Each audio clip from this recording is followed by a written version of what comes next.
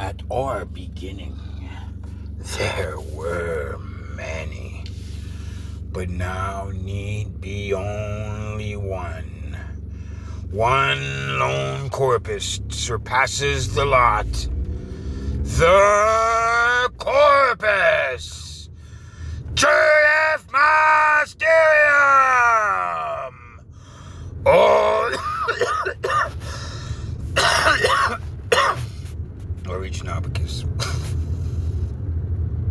So after all that pretty good confirmation from the pyramids, I decided to review these sites again, the megalithic world sites, and even the obscure ones like Pikiakta and all these places here, and these ones here, these remote places.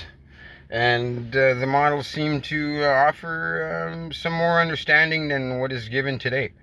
So this kind of pushed me towards these. They were even referred to as astronomical observatories, so I had to get into that. So I thought I'd dive using them, the guidelines and the model suggestions, see if I can solve some mysteries.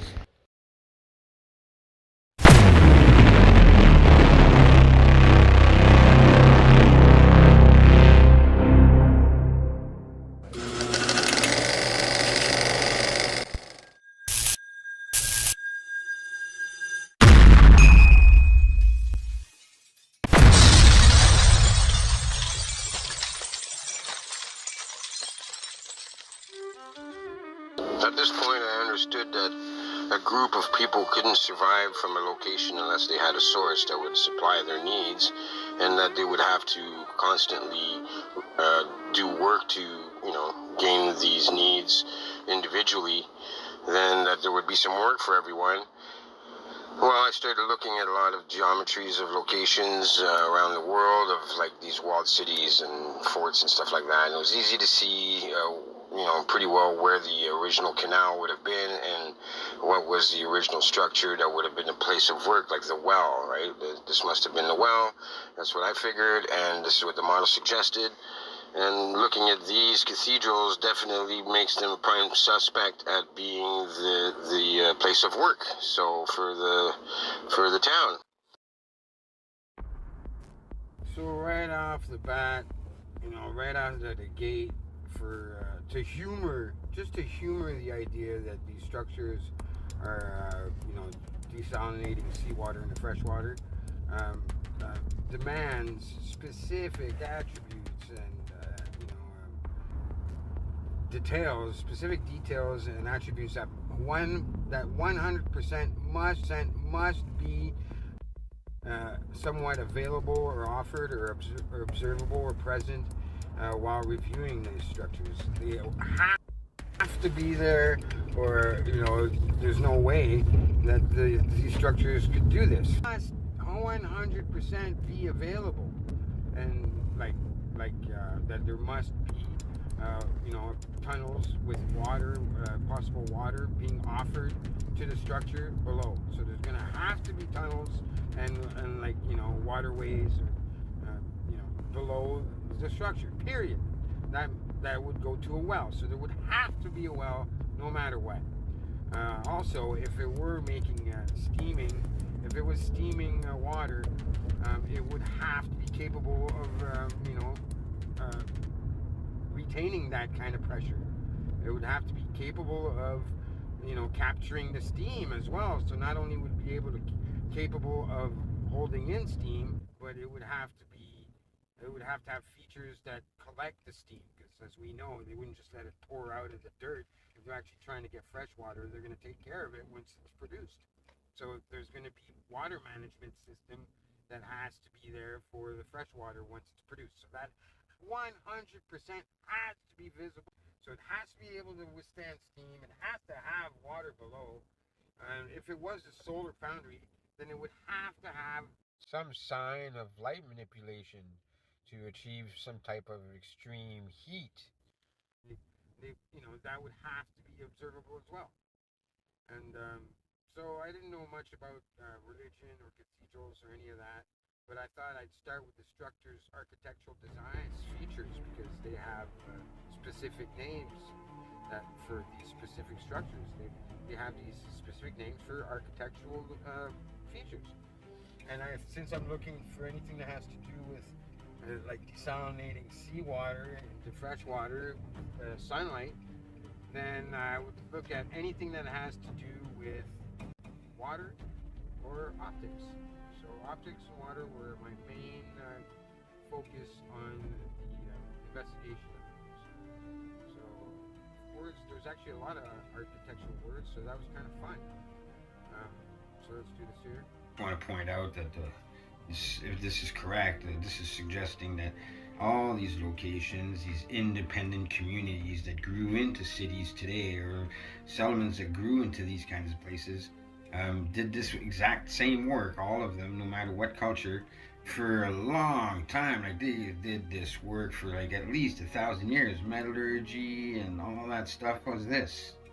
Now I need to point out, and I'm sure you'll all agree, that if we did do this job for over 1,000 years, you know, it would have gotten well known, and you know, all the trials and errors would have been done, and it would have gotten more and more refined. It would have evolved into a more refined. And the best way to know if you know, a process or an application has been refined heavily is by dual uses. When you know, an application offers multiple benefits at once. Usually that's what happens when something gets, you know, evolves or develops to a high degree, is that something will offer benefits to more than one application at the same time. And you know, that's when you know the process has been refined and is well known, and you know, lots of thought's been put into it, and it's evolved into you know, to a high degree of understanding. And for after 1,000 years of doing this, it would be impossible not to be observed, to have this observable, where you can see how clever everything that's involved would be. You know, it would be noticeable that they're multi-purpose. There would be a lot of multi-purpose things where things are really clever and do 2 or 3 benefits at once. So, you know, after 1,000 years, if this was true, this would be easily reoccurring and observable. So I'm gonna just be mindful of that this should be recurring many times. So we'll look into this. At this point, I mean, it was kind of, you know, seemed reasonable to investigate the solar foundry a little more. The cathedral did look like a more advanced structure, and they had certain things in common with the Heliocaminus, like the rose window, the oculus.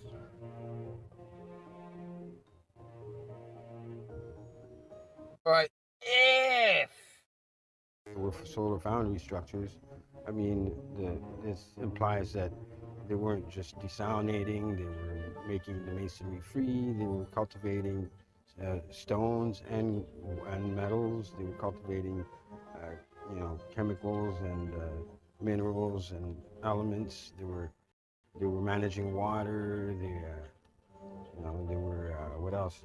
That their work was with this well. Also, these structures were known as astronomical observatories. No, I didn't know how they could possibly do that. I don't know much about religion or cathedrals or work for that matter. So I thought, you know, I wanted to figure out, I believe these things were a place of work. So this is what I was looking at. So I figured I would look up each word from its earliest introduction, so we get a better understanding of what they were talking about. Now, looking at star forts, it's easy to see that must be the place for the work. They do have wells, and they, you know, that means they've got tunnels, and you know, like fresh waters all the way around the outside. So here we go. Names of architecture. We're looking for work that's solar foundry work, so sunlight or water. So anything that has to do with light or water are going to be my prime suspects of investigation. And there's a lot of architectural words, so let's go. First of all, they're all facing east towards the sunrise, which is interesting that they all do this. And that has to do with light. Then there was you know, the stained glass, obviously, like if you take red, blue, and green of this color spectrum and you merge them over top of each other, it'll produce white light from the color spectrum, and that's a little hotter. And so that had to do with light. Then I looked at the words like nave, you know, not columns or pillars, piers. They're called piers. What else? The celestary, triforium. There's only one word I could find like it. Pretty close. Then chapel, or radiating chapel. Irradiating chapels. Crazy, right? To cloak. See this? To cloak. What else was there? There was transepts, and I'll just put a few here. Altar, things like that.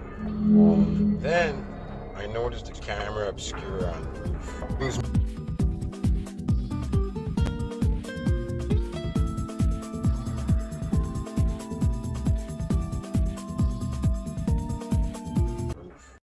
These would be ideal for isolating a single beam of light into the structure, and it's a good beginning to light manipulation anyhow.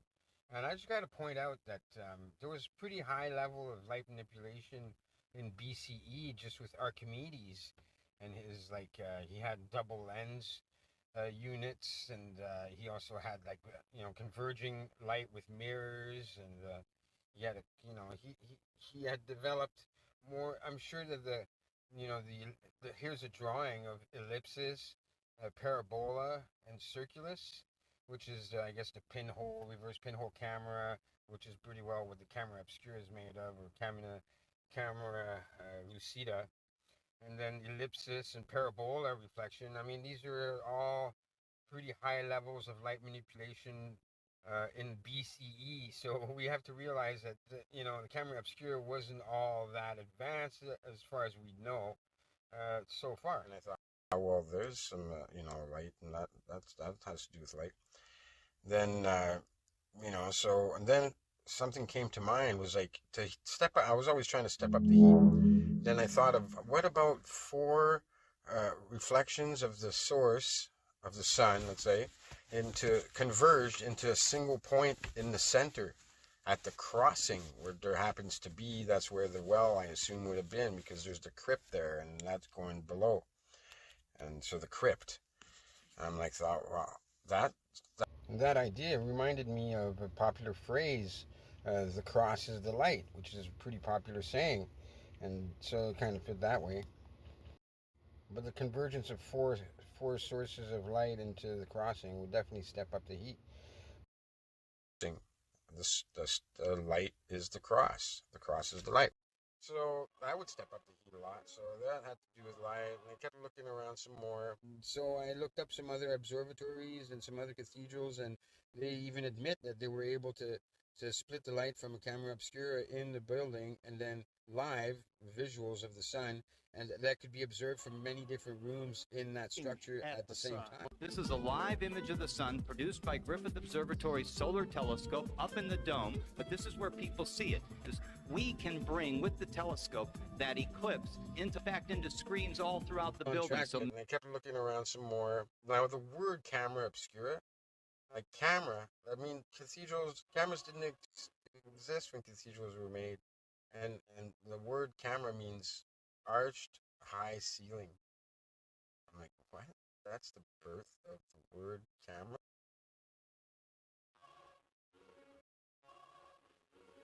Cameras? Like, what the heck, right? But noted, had to do with light. And then obscura means into the darkness. Yeah, like the front door is called a portal. And then they all have a rose window, which, remember, if it's a reoccurring architectural design that's reoccurring, not decoration, then it's specific to its purpose, right? So that was a big clue. And then the rose window is called an oculus, which means the eye. Okay, optics. I was getting somewhere, man. Like, it was pretty impressive. It almost seemed like almost every word had something to do with water or light. Pretty good results so far. Then I noticed the chandeliers.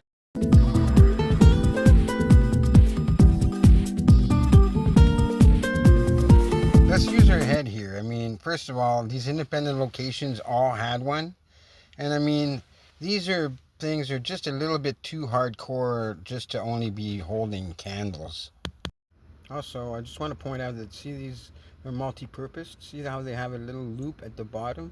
So maybe they hang them upside down, or they're meant to hang something else before them, but just want to show that it has more than one purpose. Just saying. So I ask you, would you make massive chandeliers like this with metal chains hanging from the ceiling above your head, to hold candles so that you can illuminate the size of a structure like this? I mean, does it seem sensible? Like a lot, this would catch on too. All these independent cultures would be like, oh, that's a great idea. Or they'd independently come up with the idea of massive cast iron chandeliers hanging above their head to hold candles. And candles aren't, you have to bring them up, and they're easy to move up and down because you got to change the candles every 15 minutes when they burn out. I mean, does it seem really logical? Like, wouldn't you think, I mean, I'd rather carry one of these. I mean, at least I'd be able to see where I'm going, because, chandeliers with candles on them does not seem like it would be very useful to illuminate such a large structure with such high ceilings. And it just doesn't make a lot of sense. And everything's got to offer us a need, like it has to offer us something in return, especially if it's colossal, or we just won't do it. And we're going to do the easy way out. This seems like a lot of work to me. They have this reoccurring geometry to them, and a lot of them are all like hanging above the exact same place, and a lot of these structures independently use these. So I mean, this is a clue, okay? Just like the big bell at the top of the tower is a clue. I mean, it wouldn't take me a lot of energy to convince you, if it was you and I, to put the big bell at the bottom of the tower. I mean, that sounds like pretty logical. I'd be like, hey, can we put the big bell at the bottom of the tower? You'd be like, yeah, sure, it sounds like a good idea. I was going to actually mention that. I wanted to put the big bell at the bottom. And so that's also a clue that, no, that wasn't good enough. They needed the big bell at the top. And then I noticed the copper roofs.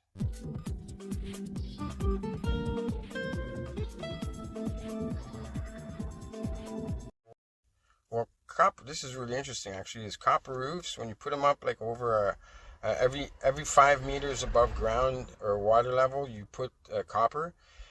It's called atmospheric electricity, where it slurps ions out of the air and produces a voltage. And I think you get up to 12 kilovolts if you go up like 120 meters up. Like, if you had copper, and I don't know if it's like how much amount of copper, but they're definitely using a lot of copper. For example, these two Russian electricians were trying to catch lightning with just copper string. And I guess their kite got caught in the tree and bundled up. And I guess the capacitance of the electricity ions in the air just filled that wire completely.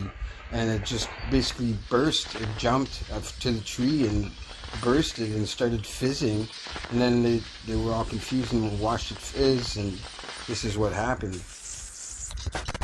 I just wanted to show exactly what kind of voltage we're talking about here. Cathode, cathedral. Kind of makes sense now. I always wondered why they called the anode sacrificial. The sacrificial anode, it's religious. I was like, okay, maybe these chandeliers are electrified, because they seem to be connected with metal chains right underneath where these spires with these copper roofs are on the exterior. And I thought, all right, well, if they're electrified and they're hanging above, the crypt in some spots, and this is where I got the idea of desalination and metallurgy. When you dip metal into supersaturated salt solution, the salt gets drawn to the metal and gathers onto the metal as nucleation sites, and it's like an electrolyte, so it'll help for electricity with electrolysis. And this kind of made sense to me on why chandeliers are covered in crystals today, is probably because they used to be covered in rock salt crystals. And that's why rock salt. Too much of a coincidence, really, to actually just be only a coincidence, I thought. Point is, this is like, metallurgy 101. And I dug into it because I don't know much, and there was something called electrocrystallization, where they can actually get the metal ions to turn into a neutral state or something like that, and collect up against the cathode, which would have been the cast iron. And it then I would actually be drawn to it and collect up against it, and on clear crystals. Plus, you can reduce those crystals back down into a metal form if you want, and it collects every mainstream metal that the Greeks were talking about: lead, copper, iron, gold, silver. Like, basically most metals are typically, collected this way, and you can refine them too to a really pure state.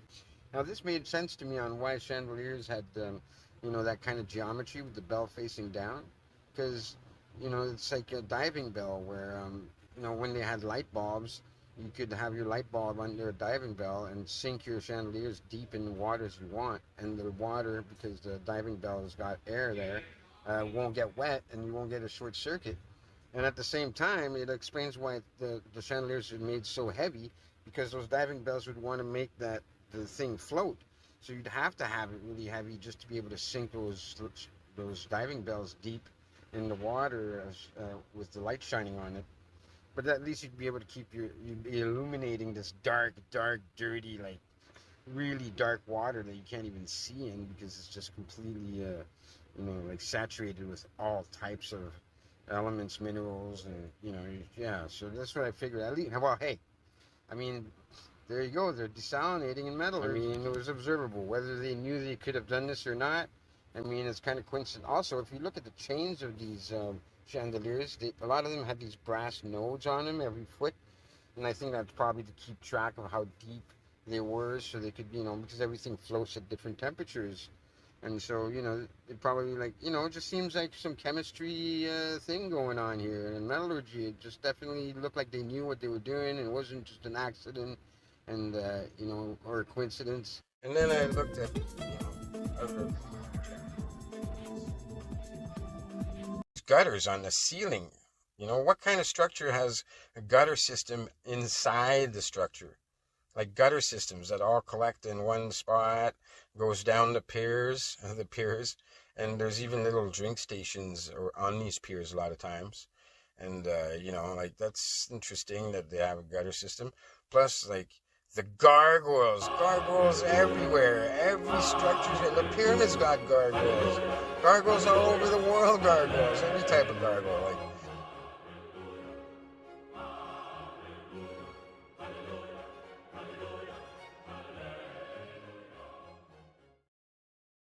and they're going into the walls.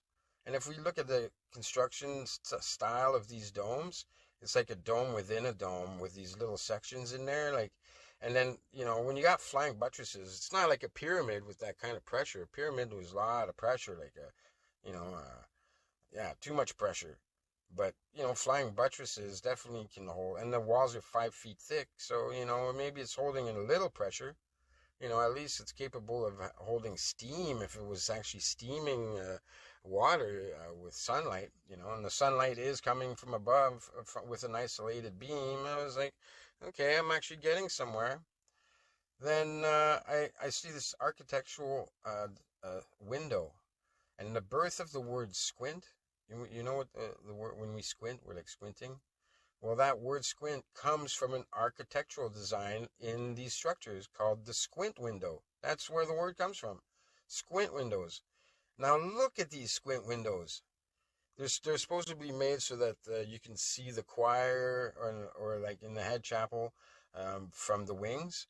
But some of them look like it'd be not really useful for looking into the chapel from, and they're a little bit over, like, is this necessary? That's, if you remember, if it's a colossal job, it's got to be a specific reason, and there's got to be, it's got to be able to withstand some purpose of some type. These look like molted almost, almost molted. And like they've been rebuilt, I think. And what an obscure reference to looking at the chapel or looking into listening to the choir. Like the word squint. Like is it because like what does squint have to do with it? Like is it because some of them are impossible to look through and you gotta basically like squint just to look in there? Well, anyway, in the end, squint does have to do with optics. Ding, ding, ding, ding, ding, ding, ding. Well, I tell you, the numbers really came out pretty good here. This is a pretty high number there. All said and done. I just was noticing how incredibly amazing the cement work is that they have on these. You know, so much decoration, amazing detail, and put a lot of time. Some of them are multi-pieces that fit together into the one big design. So, like, this is gonna take some. You're not gonna be doing that up there. You know, you're gonna pre-build the pieces and then just bring them up to install them. You don't want to start making the designs up on the wall when you're hanging up there or whatever. That's not how we would do it. It's already made, it's already designed and pretty and nice, and then we just get the piece up and install it where it's supposed to go. So I figured with all this kind of amazing cement work, you know, there must have been like some kind of place designated to do all the concrete work in the area. Probably outside because no one likes masonite dust. So I was looking around to see maybe there would be some kind of a cement prepping yard outside nearby the structures, so that that's where they do all this prepping the cement pieces. I did find something that's the name started with semi, like ambulatory, isn't it? You know, first tells you really what it's doing, and then the tori is kind of like the suffix to just say that that's the designated area for that area. Like that's what they call that space, and what it's for. Like, so when I saw cemetery, I kind of looked at semi only. And these are recurring yards in every cathedral location. There usually is a cemetery near the structure outside, and it happens to have a large concrete carved structure like pieces there. And I also thought, what's the very last piece to go up that you have to install? Maybe the last piece that when you're done the cathedral, the last pieces go up, and it'd be a piece nobody wants to do because it's so scary and hard to do and almost not a point. It's pointless to risk your life to put it on. I'm just trying to point out that it's reasonable to expect the cross, which would be the last piece to go on spires at the top. It'd be reasonable to expect to find those in the yard, you know, till the very, very latest point of construction, and maybe even never even put on at all. Coincidentally, in cemeteries, we see a lot of tombs with crosses representing. Just saying, like, if it's recurring from location to location, they all had a cemetery nearby, and it starts with seme, and I mean, they all had you know, I mean, like, it's, I put two and two together. It's not as far a reach as you may think it is. Maybe you think I'm reaching it, maybe I am, but the point is that it's observable in all locations. The words, confirmed in the words, man, I didn't make it up. It's not my choice. All these words, the words say what they say. It's not me. So anyways, so then I started looking at gargoyles and gutters and these structures. They're amazing, right? This guy, concrete jobs. Like, first of all, not only is it a flying buttress support structure, there's also a gutter. So that's doing two things at once. Just saying. Hey, just saying. Years, you know, they definitely think of doing two things at once with the gutter and, you know, anyway, I'm just saying. But first of all, these gutters are made to last forever. The structure, the way it's made, you'd make a gutter. If the people that made this structure made a gutter, it would last as long as the structure does. You know what I mean? It would literally be well thought of, well placed, well planned, permanent. You see this? I just want to point out that, first of all, these gutters go into literally right where these vaulted arches are. These vaulted arches are designed specifically that when water gets into that little room vault, let's just call it a vault because that's what it is.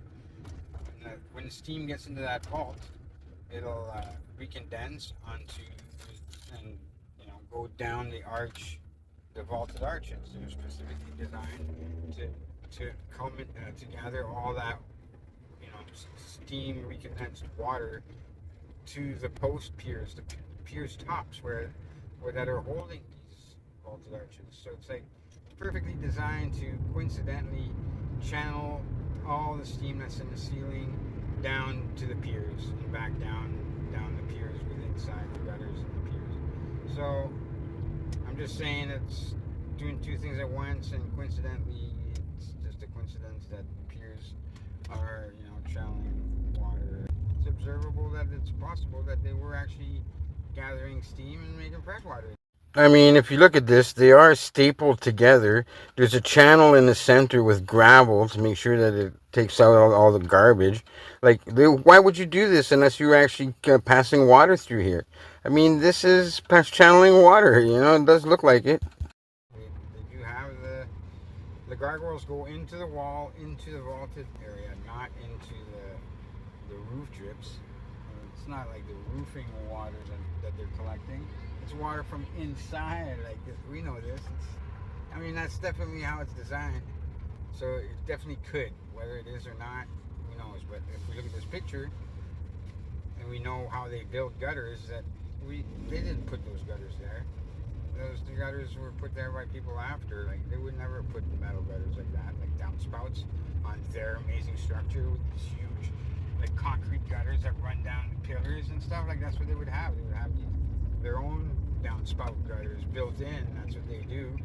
They don't need metal pole there. And look at it. If this is a gutter, what the heck is that gutter right beside it for? Can't they just put them together? Why is it not together if it's just channeling the same water?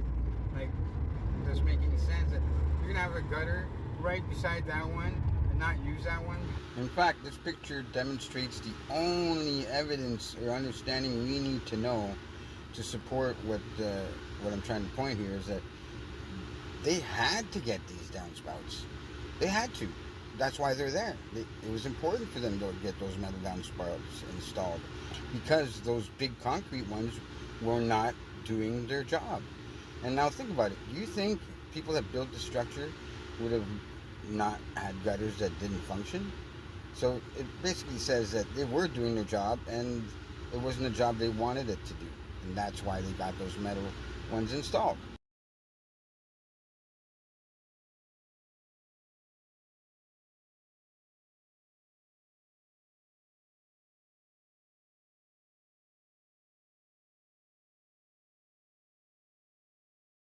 So we got electrolysis for metallurgy. We got the water management down the piers. We got the words that sort of support it. We got the vault that contains the water.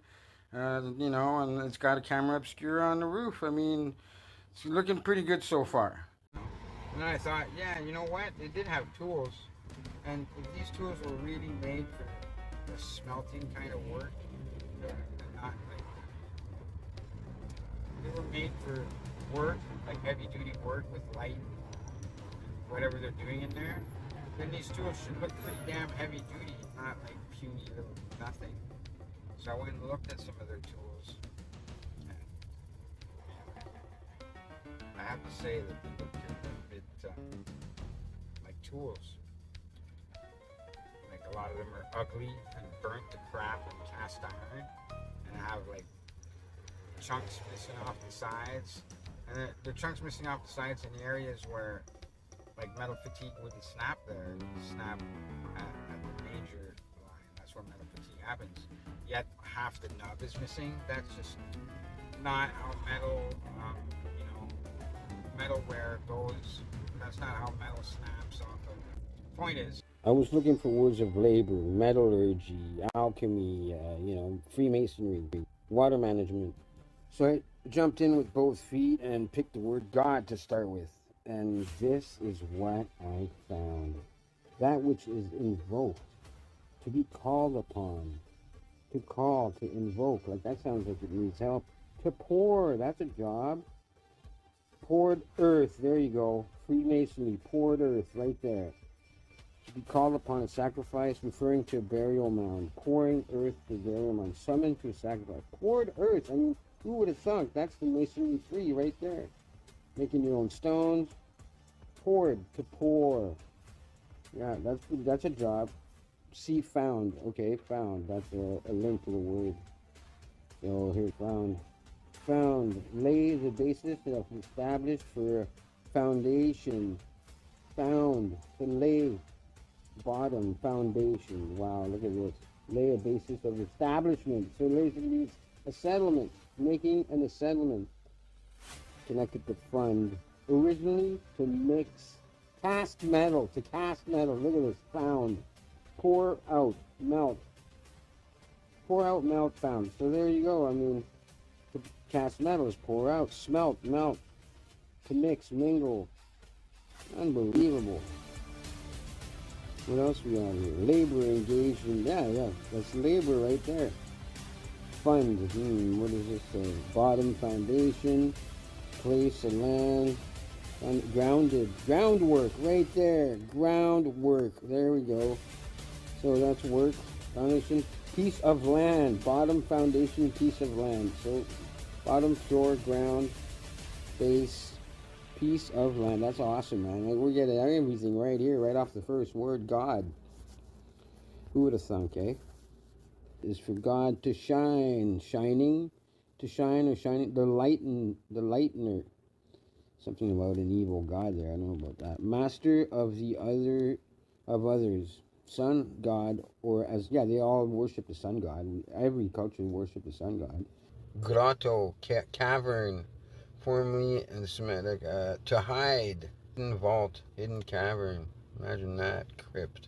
And camera. It's directly tied to arched ceilings, right? Underground burial vault or chapel in a church is to pile up. Crypt, to pile up. There's crypt. The attributes of God, divine nature, day, self-existing spirit, to shine, to have the attributes of God, sky, heaven, divine, godlike, divine, God, heaven, God, divine nature, deity, Godhood attributes of God. Got it? Divine deity. So, to shine. God, supreme being, to shine. Day. Daytime. I think it really is directly connected to daytime. Divine godlike nature, to shine. Sky, heaven. Spirit, demon, day. Diva, day, from many different languages say by day, daytime. So I was right. God, day, God. The gods during the day. Clear, here we go. Deity, clear daytime. Possessing the powers of God or God attributes or to shine during the day. Deity. Spirit, soul, inspiration, breath or life. To play the flute. Breath of God, hence life itself. Spirit, soul. Of the wind. Vital principle of man, breath. Tested, essential nature, essential quality. So that's oxygen. We're talking about oxygen. Spirit is vapor. Volatile alchemy as a volatile substance, distillate. Spirit. Spirit means vapor. Soul, coming from or belonging to the sea, birth or after death, soul before birth or after death, stopping a place, the supposed stopping place for the soul before birth and after death, belonging to the sea, coming from or belonging to the sea. So soul means ocean, soul means water, ocean water. From the lake, soul means from the lake, dwelling place of the soul, ancient from the lake, from the ocean.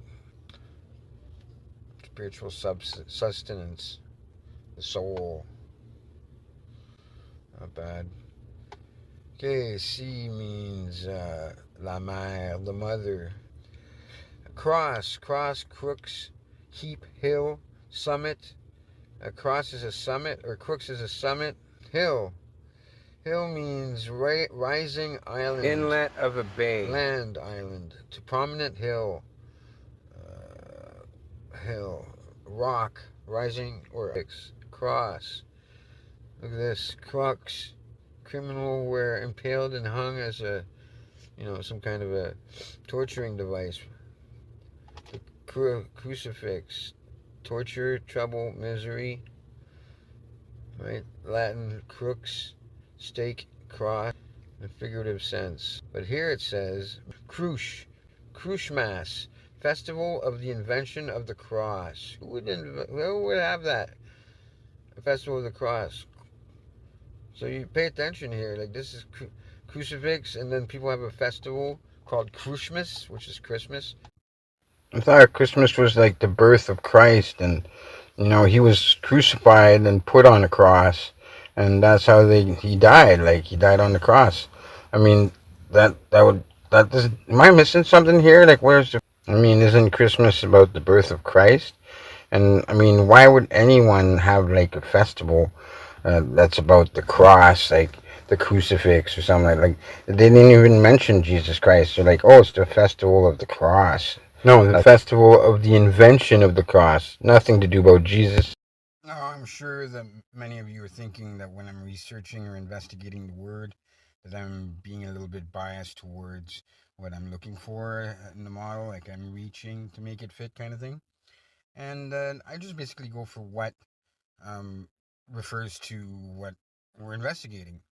But because they have secondary meanings, it's good to read all of the definitions and all of what those words mean, even its secondary meaning, because they're directly tied to the primary meaning, and it grew into the secondary meaning from its primary meaning. And that'll offer like further associations to like a point of reference to see, if it's really connected in some way to the subject at hand.